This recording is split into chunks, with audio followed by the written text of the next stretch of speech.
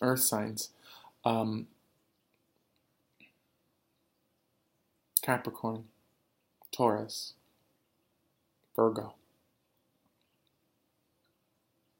It's getting very quiet again.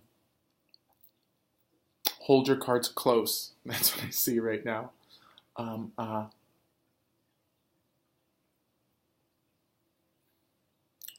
Again, okay, this is from my guide. Shut the fuck up. Sorry. But shut the fuck up, Earth signs.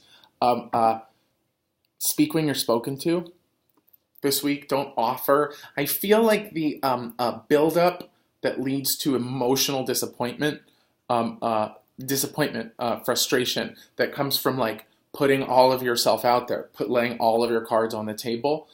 This is actually saying it's again. We just did water signs, which are all about like don't drink and eat too much because that's going to put you into extremes. It's not going to send you guys into emotional extremes. It just feels like the party vibe of the season. Even if you're sober, the party vibe of the season is going to have a tendency to make Earth signs overshare. Maybe like a little insecure rather than sad, but definitely oversharing. And it's just, Earth is telling me, hold your cards close. You might feel stagnant because you're not getting enough done this week, but the idea is to, don't judge yourself for that. Affirm that you're holding your cards close. Holding your cards close. I'm not seeing them close to your chest. I'm seeing them close to your loins. So that's why I interpret this to mean don't blab what you want this year. Keep your intentions to yourself. I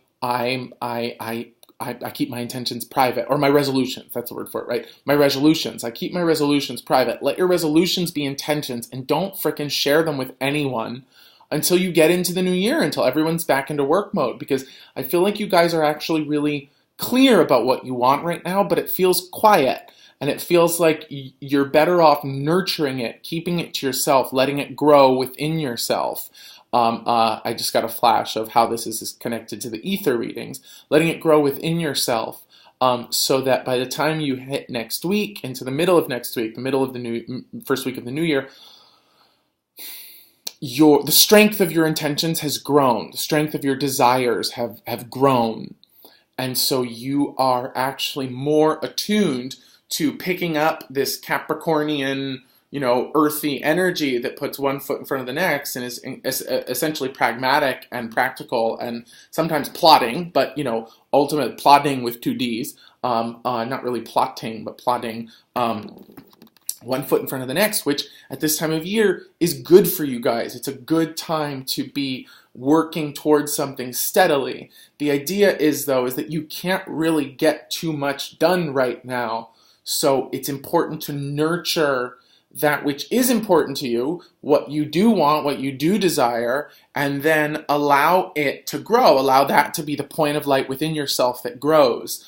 Simply, I'm saying, by not trying to cut it up and share it with everyone over the dinner table, when you've had a few. I'm sorry, I keep touching my hair.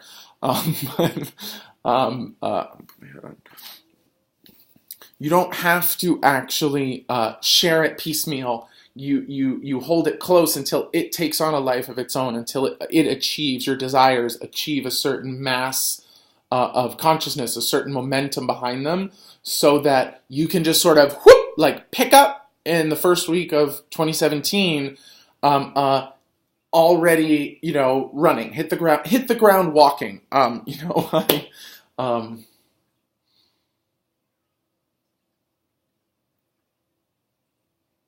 And so the message here, too, is that the pinpoints of light that we talk about in the ether reading, to scan the horizon, looking for pinpoints of light that you can focus on as they grow. These pinpoints of light are not in the world around you right now.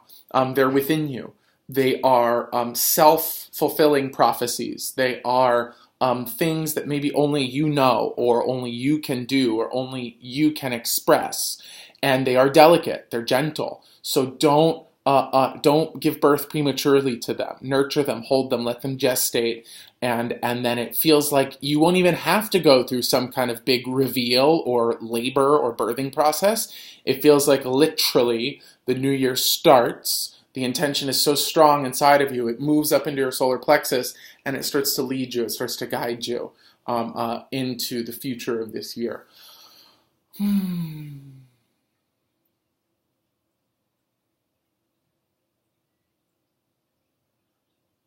Okay. So it is. This actually bounces off of the ether reading quite nicely. I hold the light inside me and watch it grow.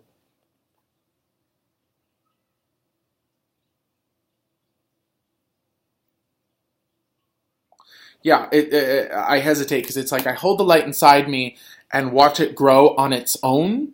But I don't like that. I think that's implicit in I hold the light inside me and watch it grow. I hold the light inside me like a little baby Jesus, and I watch it grow.